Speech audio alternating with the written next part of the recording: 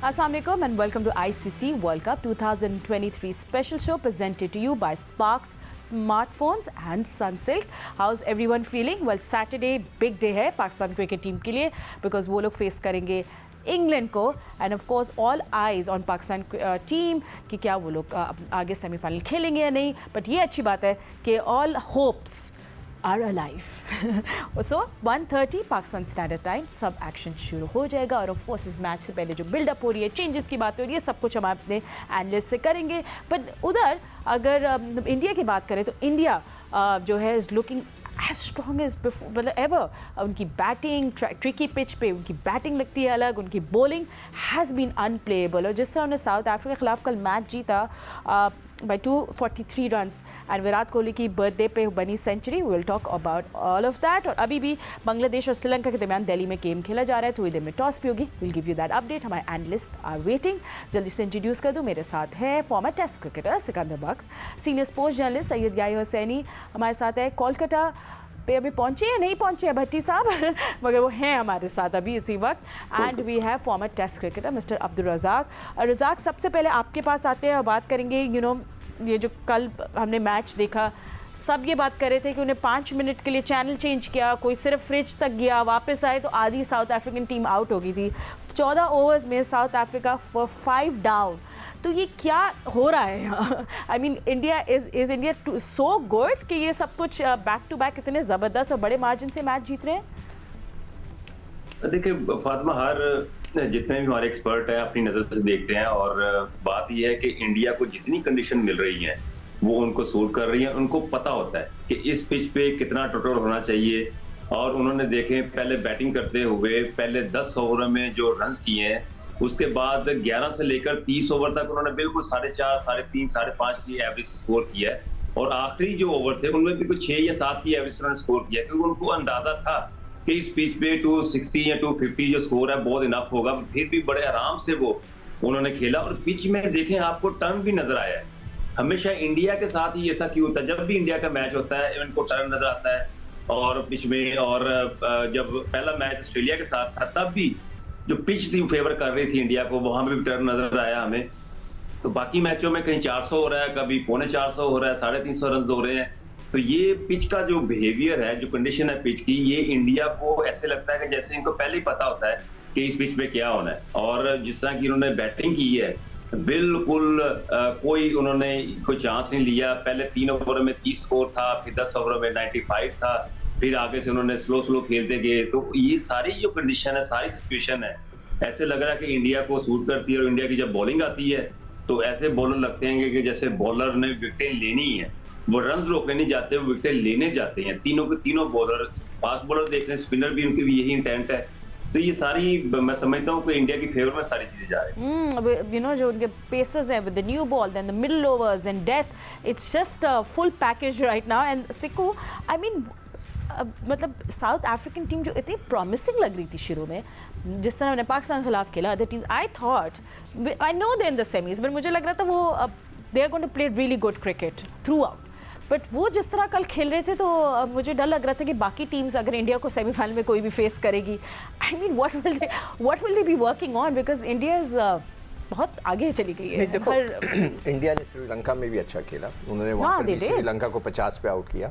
और श्रीलंका की अपनी कंडीशंस थी, उनको पता था, सारा कुछ था, फिर भी वो 50 पे आउट हो गए. हाँ, जो आप बात कर रही हो ना कि मैं खुद एक्सपेक्ट कर रहा था और मैं देखना चाह रहा था कि ये आज का मैच कैसे लड़ेगा.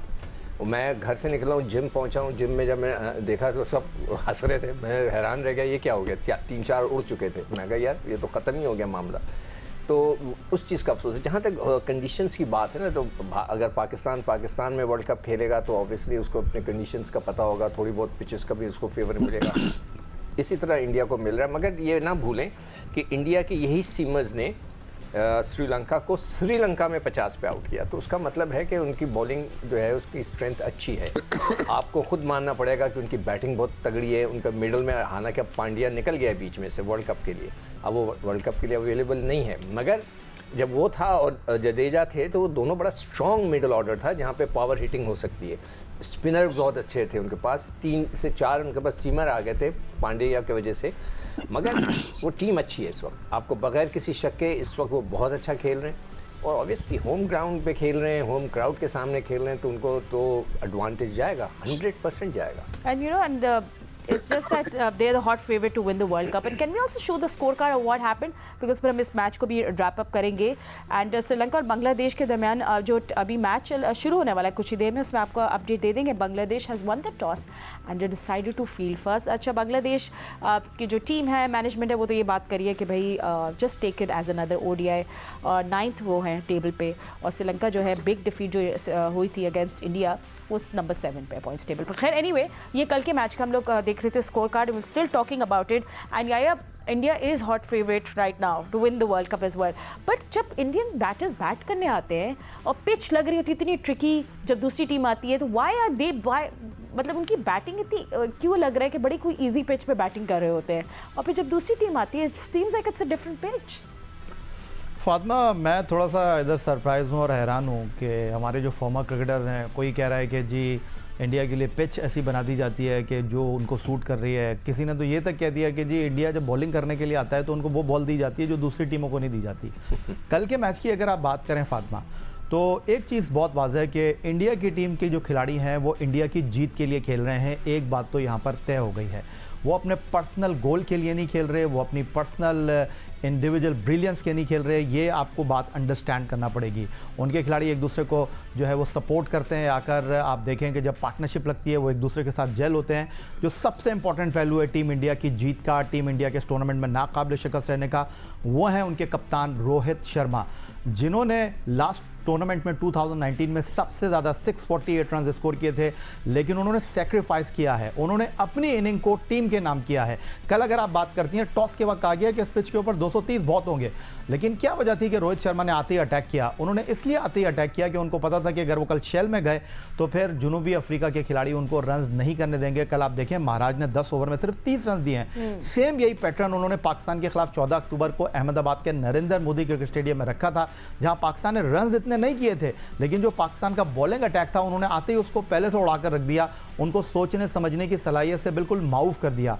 ये जो चीज़ थी, पहले 10 ओवर में उन्होंने 9 के रन औसत के साथ बैटिंग की, और उसके बाद जैसे ही महाराज बॉलिंग करने के लिए आए, आपने देखा कि विराट कोहली और सुरेश अय्यर जो अटैकिंग क्रिकेट खेलते हैं, वो 9 से रन औसत को 5.5 पर लेकर आ गए.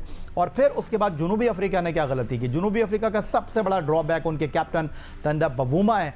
आई थिंक मेरा ख्याल है कि जनूबी अफ्रीका को रीथिंक करना चाहिए अपनी सोच को यहाँ पर, कि भाई टंडन बवूमा को बाहर बिठाएं. रिजा हैंड्रिक जो उनके अदम मौजूदगी में खेले थे, एक्स्ट्रा ऑर्डिनरी उन्होंने कारकर्दगी का मुजाहरा किया. और जनूबी अफ्रीका का जो टॉप ऑर्डर है वो अटैकिंग क्रिकेट खेलता है.